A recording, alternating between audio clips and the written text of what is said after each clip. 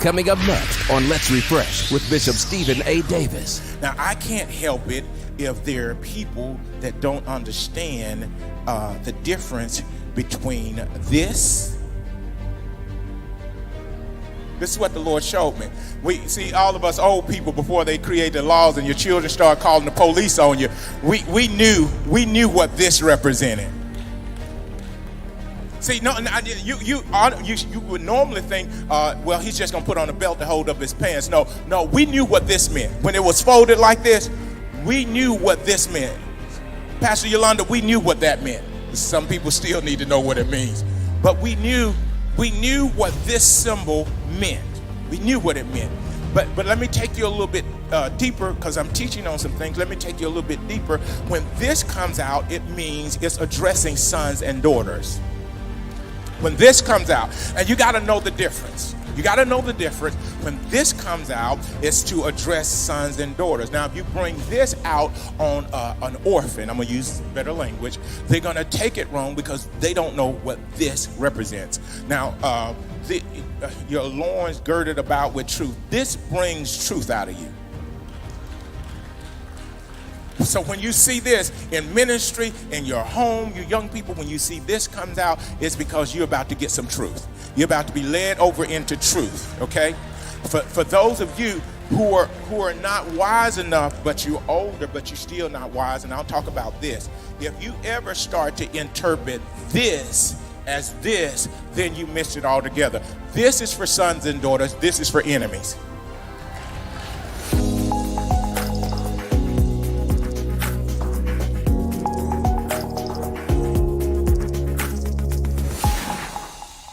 You have to understand the difference, because if you don't understand the difference, you'll get this because you're operating outside of what a son or daughter of God would operate. God he didn't want to use this, and I don't either want to use this on a son or daughter, but this is to be used on enemies. You have to know the difference. So don't run up out of here just because I pulled this out talking about somebody trying to kill you. Nobody's trying to kill you. We're trying to get you over into truth, because truth is going to make you free. Now, I'm not giving people a legal right to abuse their children. That's not what I'm doing. That's not what I'm doing. Because if you're really being abused, it's because they're using this. They got frustrated at work. They got frustrated on all the pressure, and they grabbed the wrong tool to raise a son or a daughter. Did y'all get me? Was that good, Sasha? So listen, with Sasha, who is 30 years old, I never used this on Sasha. I always used this on Sasha,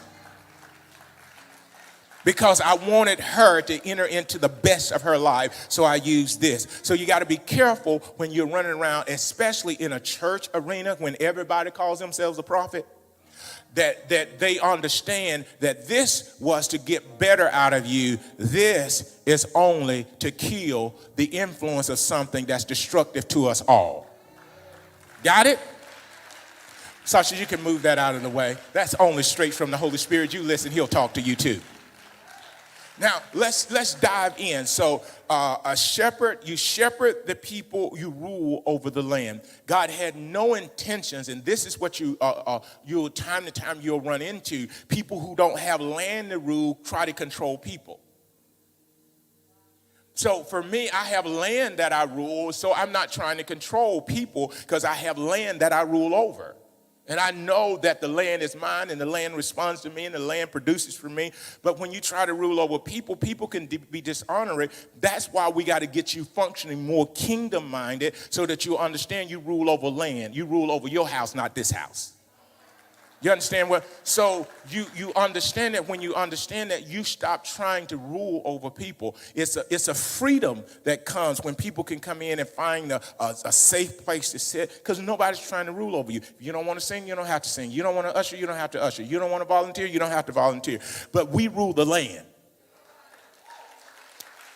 We're not going to let you violate the land, because we rule the land, okay?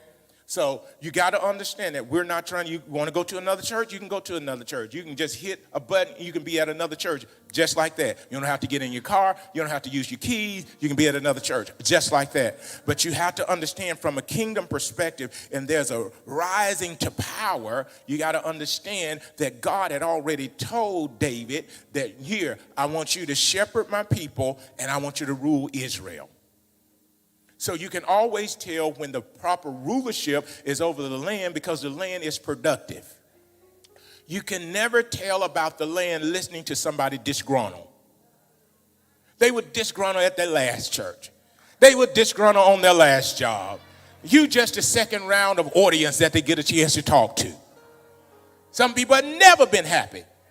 What makes you think they're going to be happy in our land? We just got to protect our land. Now, I want to walk you through some things here. This is 32 years of marriage, 24 years of pastoral ministry, and I'm setting a stage here in March because after every year, it's like an annual fiscal year for me. I shift, and as you know, I've been shifting because the end of one thing is coming, and then the opening of another thing is coming. So I'm always moving towards the opening because if I stay back, like many people have, it becomes so frustrating to stay back. So you have to move forward. God created you with dominion and power so that you can move forward. The most frustrating thing is to be stuck and never have a moment that you rise to power. That's the most frustrating thing. It's like the people on some of the jobs that you work on. Those guys that's on those forklifts that never got a promotion, they're the worst people you could ever talk to. They're the worst people because they feel deprived. They feel like everything has passed them by. So when you see that kind of thing, that can't be your best friend. It can't be who you sit in the break room and talk to for the entire break. It can't be. You got to get around some people that know what it is to move forward and be elevated. When I started preaching on the kingdom, it's about elevation. People begin to move up. We're seeing so many people move up. You want to know why? They're catching the message. They're catching the message. I know I didn't read our confession, but I will come back to that in just a moment. But I'm moving you. There's no way I can do this and you not do anything. There's no way for me to preach a message like this and your status not change if you're receiving. Don't be a violation in the land, meaning everything else is blooming and you dried up. Okay. All right. So stay with me here. So there's this scenario that's going on with King David and this elevation that's taking place. And I want to walk you through three things that are very important because if God's doing something in my life, he's also doing something in your life. You're just in the wrong company. The only thing that can stop God from doing in your life while he's doing in my life is you have the wrong partnerships. Let me tell you this. Can I help you before I get into my 3 points? Can I talk? Y'all good?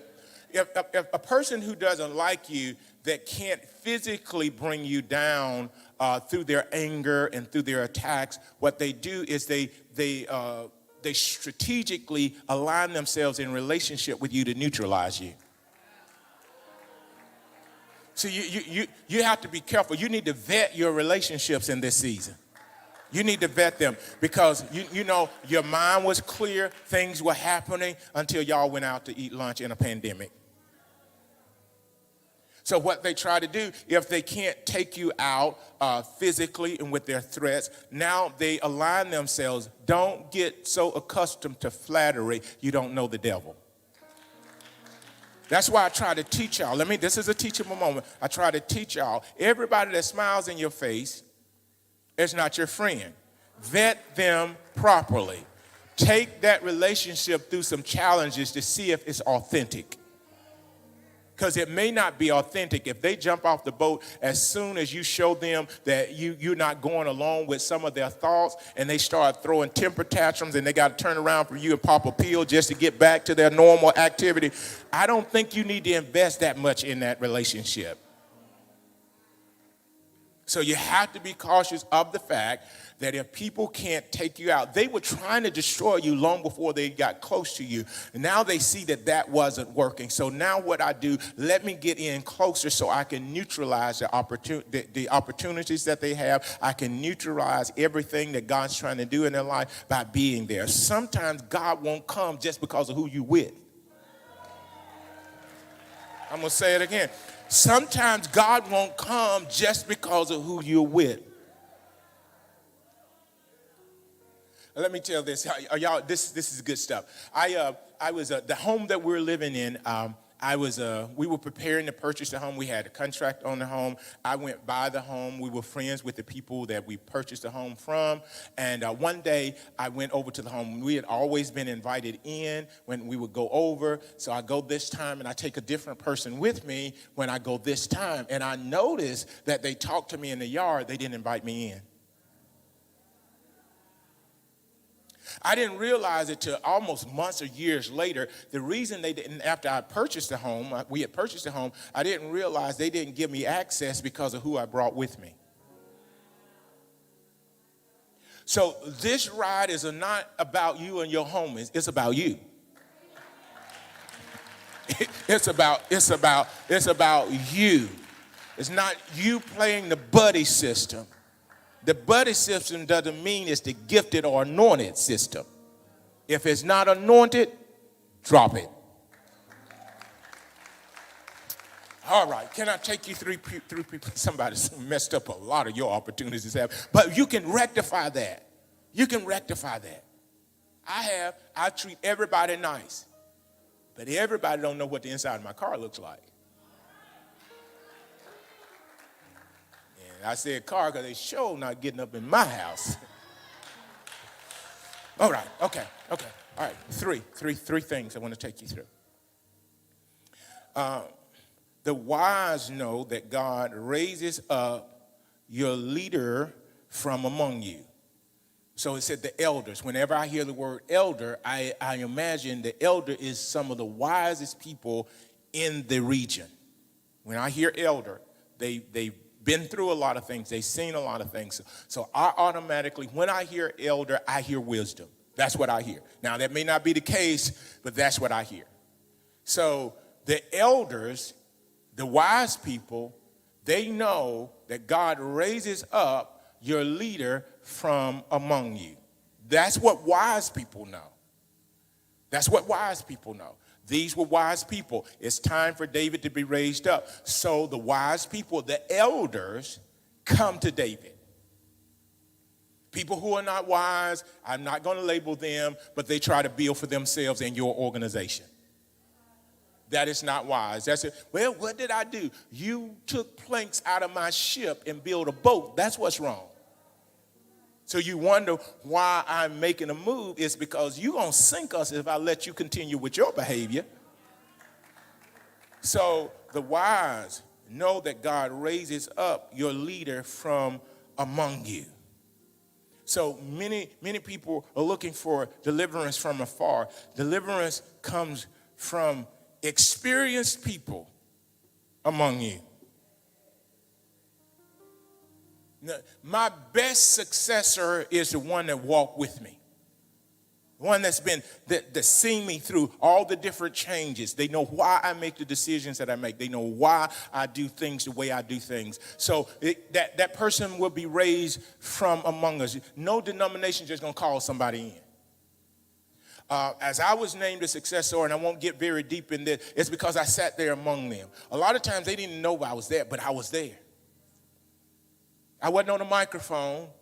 I wasn't sitting on the stage, but I was there.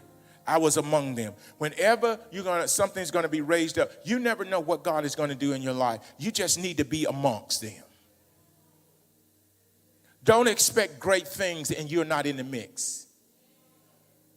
So David was among them. They said, you're our bone, you're our flesh, meaning you're our relative. You're among us. You understand us. I made a statement, I won't make it again, but I made a statement that most of your deliverance is going to come from someone who's like you, who has maybe your skin tone pigmentation, or they have a similar background that what you have. That's where your deliverance is going to come from. It's not going to come from someone who has no idea what you come through, nor the pain that you suffered.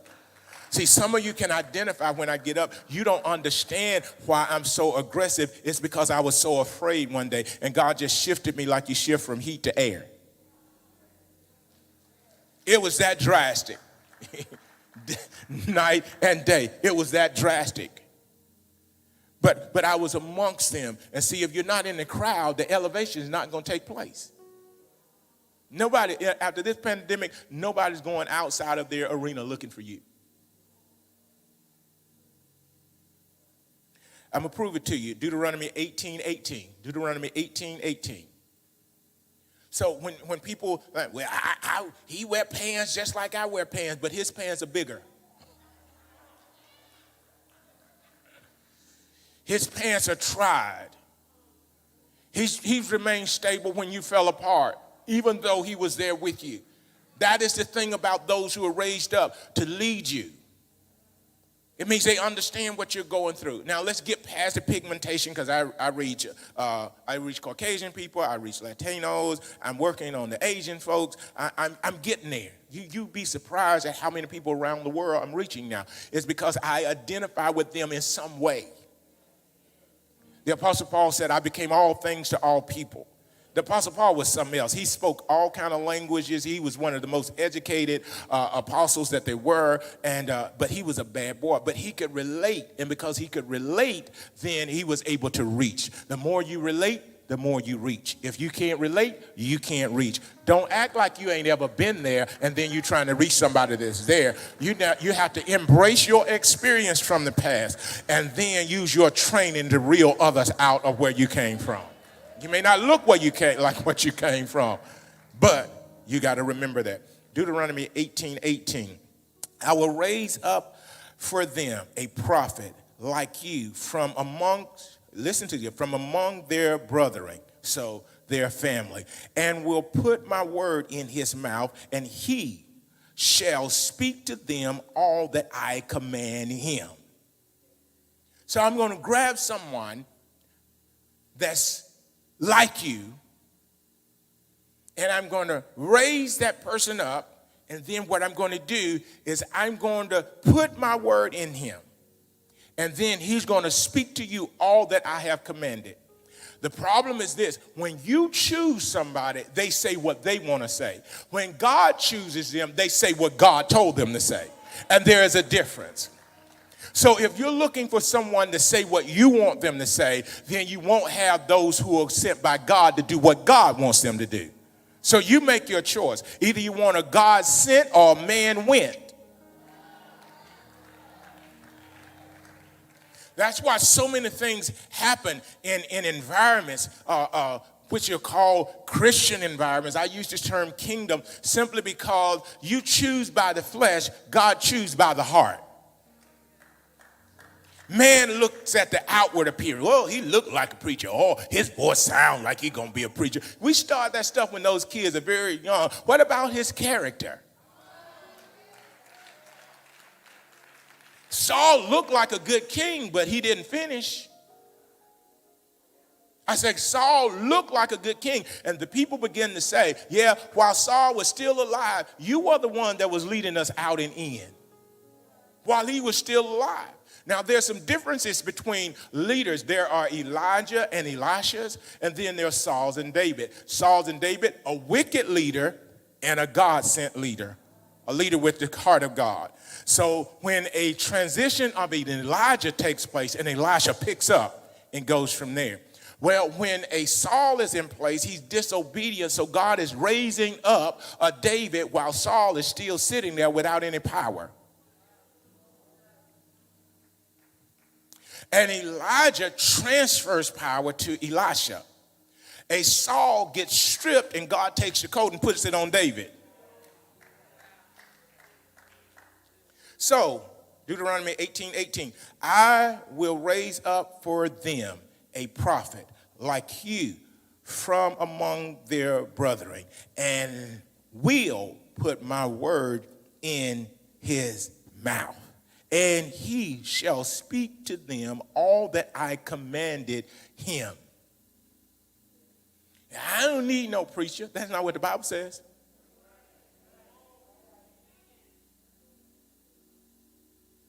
Well, I've been hurt, so I just decided I'm going to do my own ministry. That's not what God says. That sounds like rebellion to me. Your own ministry. If it's your own ministry, guess what? You got to have the power to keep it going. But if it's his ministry, he sustains it. If it's your ministry, you got to sustain it. I knew this would be a little bit tough on you, but I'm anointed for it. Because, see, we've chosen a lesser way of operating because we refuse the order of God. Anytime you refuse the order of God, you choose to operate in a lesser level than what God has ordained for your life. And sooner or later, it's going to get so frustrating, your wife or your husband is not going to be able to deal with you.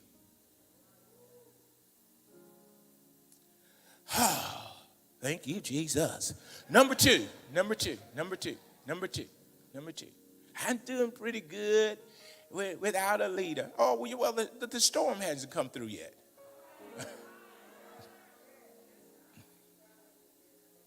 Everybody does well while the wind's not blowing, but the winds will blow at some point. And that's the thing. You can get so caught up in your achievements, you don't watch the forecast. Be careful when you're so caught up in what you gain that you don't see what's coming. Number two, when it's your time, wise people will affirm what God has already sanctioned. And I keep saying wise people, elders, wise people. It's not hard to find a fool. I'm serious. It's not hard to find a fool. You don't have to walk very far to find a fool. You don't have to go on social media to find a fool. But it's hard to find wise people that will say, listen, David, we know what God has said concerning you. We understand what God has said concerning you. We need someone to help us to go to another dimension, and we believe you the guy. We believe you the man that can take us to where God promised us we can go. So what we're going to do with our wisdom, we're going to come around you and we're going to affirm what we know God has already sanctioned. That's what we're going to do. We're going to affirm what God has already put his stamp of approval on. See, you can't go wrong when you affirm what God has already sanctioned and put his approval on it. Because if God puts his approval on it, he's not going to be able to take it out. He's not going to be able to stop it. It's just something that happens when you add your agreement and add your approval and add your affirmation to what God has already sanctioned. I've heard of so many ministers of the gospel. One of them was Joel Osteen's father. I think it's John Osteen. John Osteen, he left a denomination. He winded up being without a building, so he winded up going to this little old stable-looking place with dust and sawdust everywhere and started a church. And Lakewood is the results of where he started. So what was on him was approved by God. So what rejected him wasn't the thing that sanctioned him. God had already sanctioned him. So because God had already sanctioned him, when he began to move, he became unstoppable. And when God sanctions it, you got to watch the DNA that comes after it. So when it's sanctioned, it's approved by God. It doesn't matter about the critics. They're just going to be crippled. Critics cripple. Because God has sanctioned it, because God needs thousands, if not millions of people being led in a pandemic season. And he's not going to allow fools to hinder what he said and sanctioned in the earth to save his people, that he doesn't want them to die prematurely. So he sanctions leadership, and he only expects wise people to come in and give the affirmation, yeah, it is so. Let's get the oil out. Let's anoint him because God has already sanctioned him. So let's get in agreement right now. Let's get out of this thing that we learned somewhere else with a slavery mentality. He is not our master. He is our leader. It's hard to grab a hold of the fact that someone is your leader when you've been used to being a slave under a taskmaster.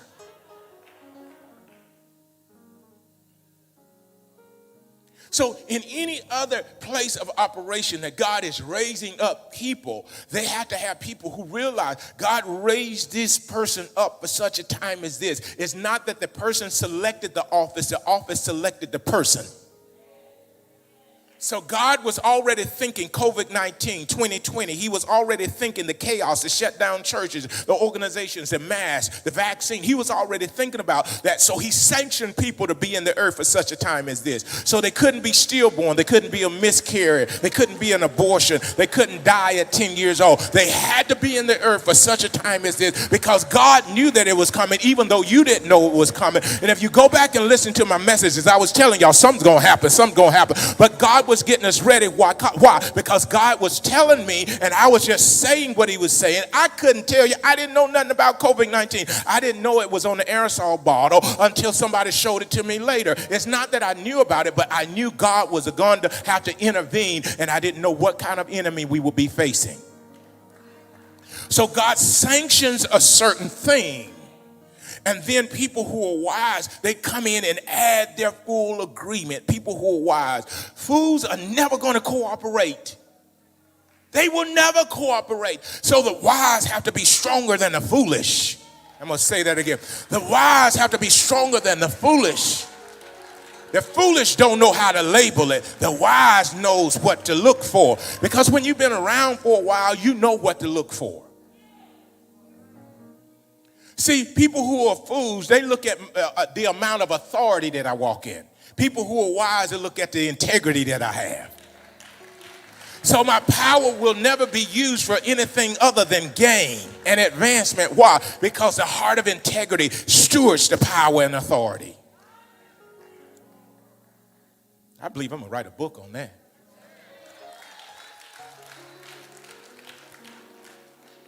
So, when it's your time, wise people will affirm what God has already sanctioned. Put his stamp of approval on it.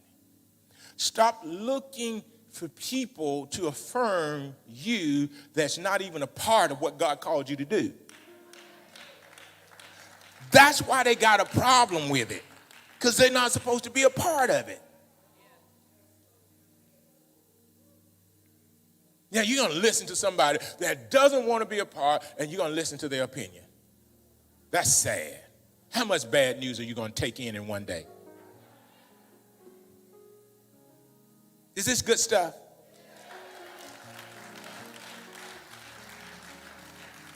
Let me break it down. Let me break it down for you. And I have a Caucasian wife that she's a true Caucasian. I'm a true black man. I'm not a half black man. She's not a half white woman. We what we are. We didn't have to change, Yeah, I know y'all want me to operate like I'm not a man of color. I'm a man of color, so I act like it. Okay? But this is the thing that we really understand is that God has purpose in our lives. And if we don't want anything else but his purpose in our lives. And we know we're not going to have everybody that agrees with what God has placed in our lives, but we got to make sure that those wise people, those elders understand. We got to make sure that's clear. Because to be honest with you, if they're not wise, they're going to bring division, and then you're going to miss what God has for you because it's in the mouth of your leader. Now, wait a minute. You said, well, it's not in your mouth. No, the Bible said that God put it in David's mouth. That's what God said. So it's in my mouth. Those who listen, I see the fruit of it. I don't have to ask who's listening to me. I can look at their harvest and tell they're listening to me. I can look at what happens in your personal life, and I can tell that you're not just taking notes, you're living out what I'm preaching. I see the results in the lives of those who believe. They may not be perfect, but they are listening, and they are applying, and they are receiving. I know you've enjoyed the broadcast. I've enjoyed spending that time with you. I know there's more for you, and I have more to give. So make sure you tune in again on next week, because we're going to come back and we're going to refresh you again on next week. God bless you, and stay refreshed. Refresh Family Church.